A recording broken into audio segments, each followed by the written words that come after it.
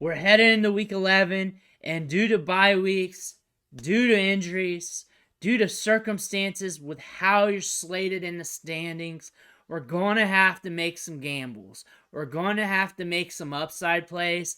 Some of you guys are going to need to shoot for the fences, and some of you guys are good to go. It's different for everybody. Everybody's got a different thing going on with their fantasy team. Some of you guys are out of it. Some of you guys are shooting for the ship still. Some of you guys are just shooting to make the playoffs and then hoping you get there from there. But still, we are in this together, and we got some Keaton Mitchell news to go over today as we're going to go over John Harbaugh, talking about his touches, talking about how he could be used against the Bengals going forward, and this is going to help you make your decision on whether or not you need to start him due to your circumstances. But what you need to do right now is click that subscribe button. Tap it with the finger on your phone, click it with your mouse on the computer, whatever you need to do to get the job done. We hit on Keaton Mitchell. We hit on a lot of these young guys. We hit on the waiver wire a lot. We like to deep dive the waiver, giving you those options so you know who's trending. You know about everybody on there. You have all the advanced metrics. We help you win your trades. We help you set those lineups. Click that button, stop missing out, and plus we'll be here next year. So when you start searching for content by clicking that button, I'll be there for you. Ric Flair's watching you. Anderson Silva's watching you. Don't disappoint them. Click that button, stop missing out. Let's dig into Keaton Mitchell real quick. So he has been trending heavy these last 2 weeks. Of course, we've talked about him nonstop, and we're going to do so nonstop until the end of the year. He's up here in the Thursday night game against the Bengals, and we are catching questions, and they're wanting videos, and people want to know about Keaton Mitchell going into this week. I think if you watched enough of my content on him, you'll probably gather what I'm going to say. You probably already know what I'm going to say about him going forward, but I'm going to hammer it home today. We're going to talk about Keaton Mitchell. We're going to look into this matchup. We're going to look into him for the long term as well, because might as well look at what you're getting into when you're looking at Keaton Mitchell. If he's still on waivers, which should be probably about 10% of leagues by now, maybe 15, just pick him up. Pick him up. He should not be on waivers in any league out there unless you're in like an 8-team league or something like that. Make sure he's picked up off the waiver wire. But looking at the touchdown run from last week, one thing we can say about him is he's hit 20 plus miles per hour in each of the last 2 games because he has that home run hitting speed. One thing you can note there is once the defense falls on their face, once he gets that opening around here, it's off to the races. He scoots by you, he's as good as gone. You're not catching up. He has that 4.37 speed. If he sees green in front of him, he's as good as gone, and you're not going to catch up. That makes him a home run hitter, a home run threat, a guy that can really impact your fantasy matchup on just one touch. All it takes is one touch, and he's in the money for you. He's that type of player. Those are risky players too, because he's not seeing a full workload. If he was seeing a full workload, he'd definitely be in the money every matchup. But considering he's only seeing a few touches here and there, he saw 4 last week, 9 week prior, he's a guy that could be a money play for you, but could fall on his face due to the touch distribution. But over the last 2 weeks, 31.3% opportunity share, so the touches and targets out of the backfield. He's getting a good clip still.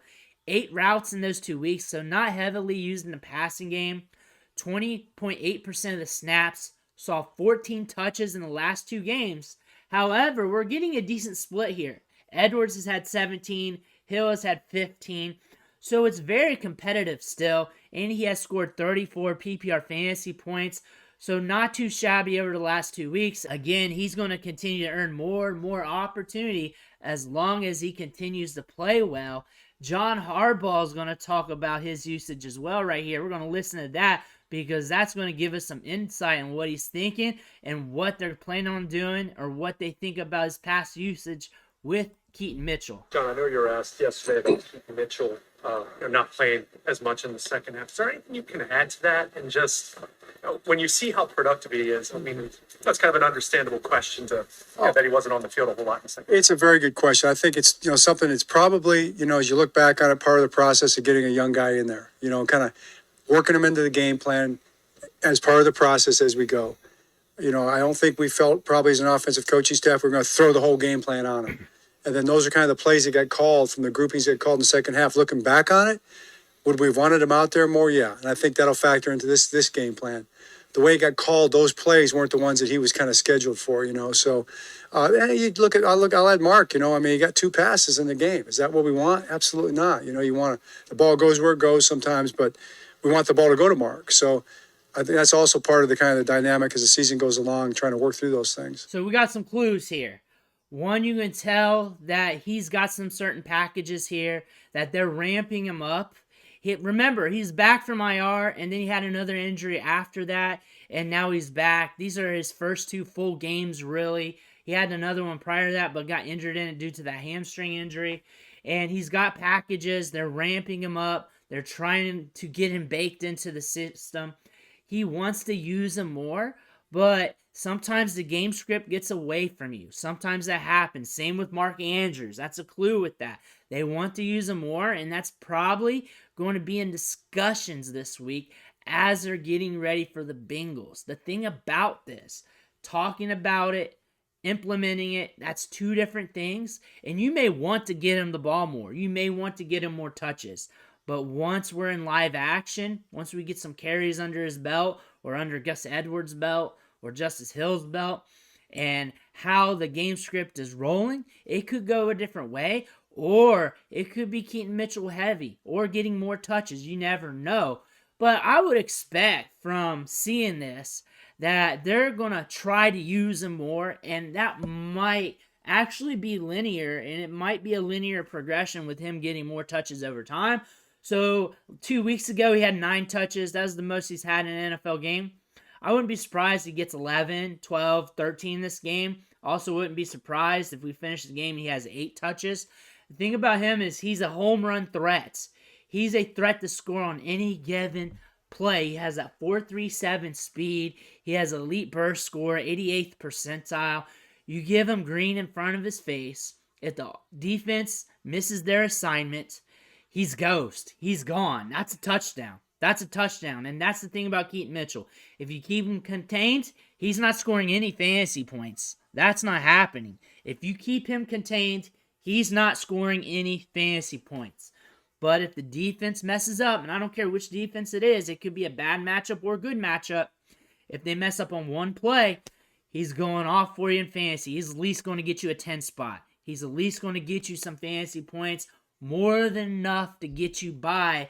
That's what makes him sketchy here, because he's not getting a full workload to make you confident, but you know that upside is there to where he can go to the moon, and that's where you got to make your decision. Am I going to swing for the fence and possibly strike out here? Or am I going to play it safe with somebody else? Because he could do that. He could go off. We already know that. That's nothing new. Harbaugh knows that too, and he wants to swing for the fence more as well. Of course he does.